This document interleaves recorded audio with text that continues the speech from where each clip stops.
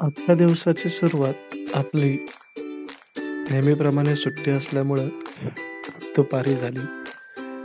बाहेर येऊन पाहतो तर मस्त सूर्यदेव आले होते.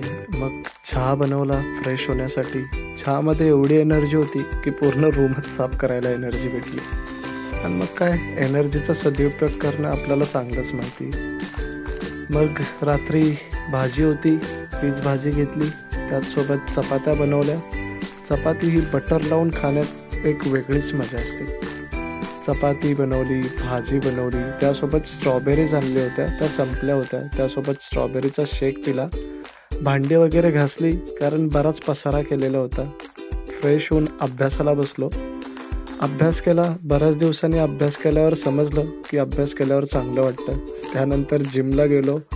जिममध्ये वर्कआउट केला आणि नंतर आजदामध्ये शॉपिंग केली. ग्रोसरी संपली होती, ती घेतली. तिथनं इंडियन स्टोअरमध्ये गेलो. इंडियन स्टोअरमध्ये जाऊन आपण आपल्या इंडियन गोष्टींचा अनुभव घेतला. गुलाबजामची प्राईस बघा, ₹350. त्यानंतर आपण घरी आलो, जेवण बनवलं. जेवणात स्पॅनिश डिश खाल्ली आणि दिवस पूर्ण केला.